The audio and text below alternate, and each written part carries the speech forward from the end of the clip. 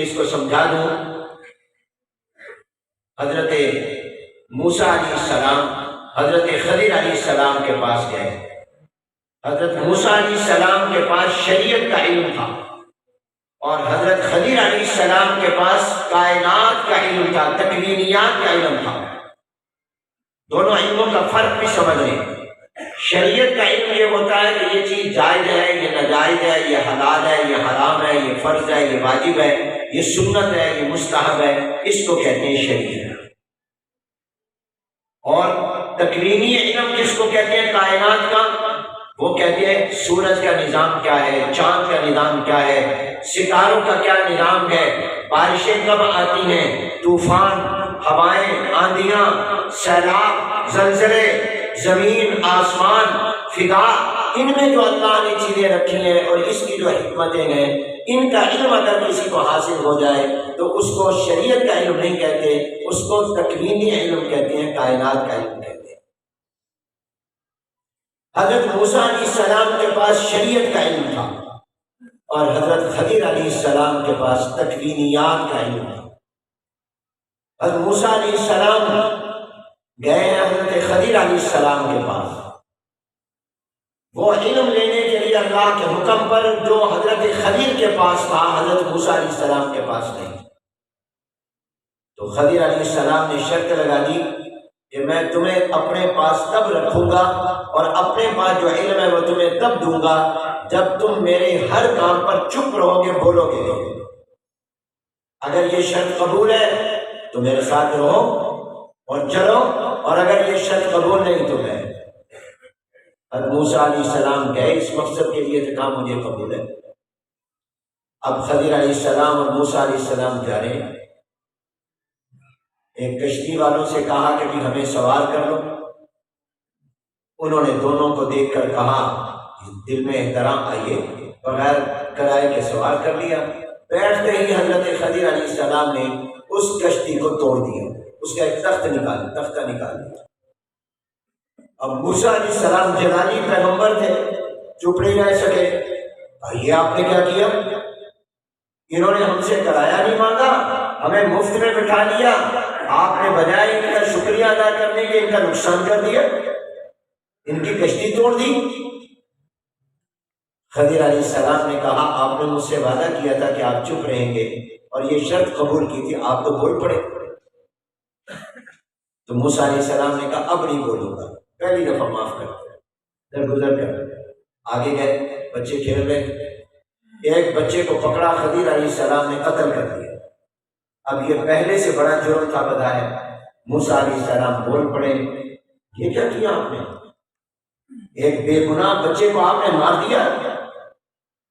تو خضر علیہ السلام نے کہا دیکھو تم نے کہا جب میں چپ رہوں گا، تم پھر بول پڑے، کہا دوسری دفعہ بھی معاف کر دیں، اب نہیں بولوں گا۔ آگے گئے، بستی میں جا کے کہا بھی ہم مسافر ہیں، ہمیں مہمان بنا لو، روٹی کھلا دو۔ انہوں نے کہا ہم نے آپ کو مہمان بناتے، کوئی روٹی نہیں۔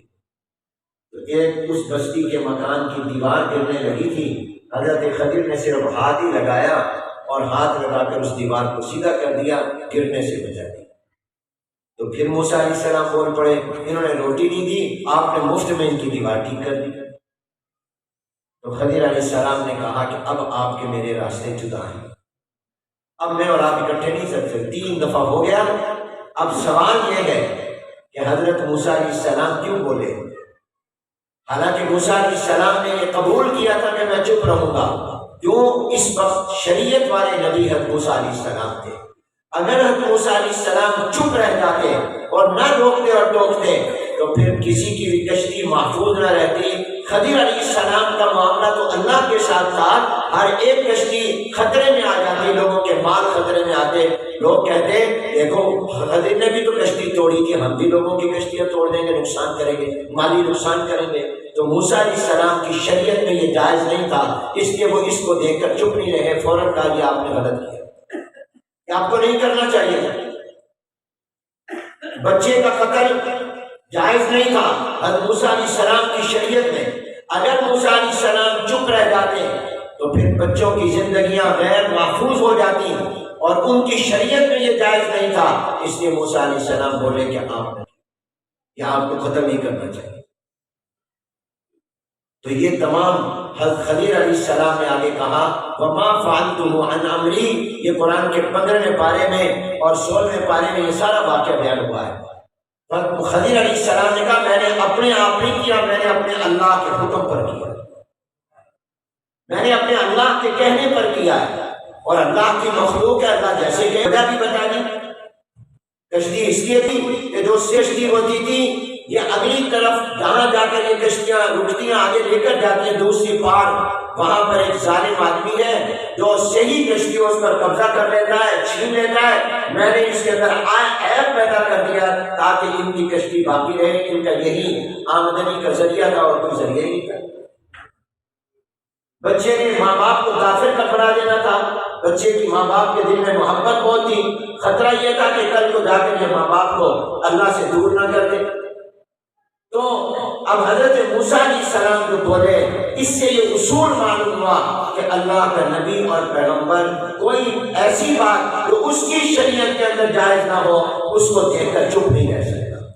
اگر وہ چپ رہ رہا ہے تو یہ دلیل ہے اس بات کی کہ وہ شریعت میں جائز ہے.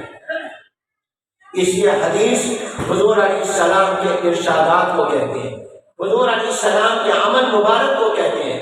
اور حضور علیہ السلام خاموش جس بات کام پر ہو جائے وہ بھی حدیث بن جاتا ہے کہ یہ حضور نے خاموش رہ کر مہر لگا دی کہ یہ کام جائز ہے. اگر جائز نہ ہوتا تو حضور علیہ السلام ضرور روک دیتے ٹوک دیتے. اور نمبر 4 حدیث کہتے ہیں حضور علیہ السلام کے صفات اور احوال کو جب صحابی یہ بیان کرے کہ حضور علیہ السلام کی آنکھیں ایسی تھیں، حضور کے ہونٹ مبارک ایسے تھے، آپ کا رخسار مبارک ایسے تھے، آپ کا رنگ مبارک ایسا تھا، آپ کے سر کے بال ایسے تھے، یہ جس نے آپ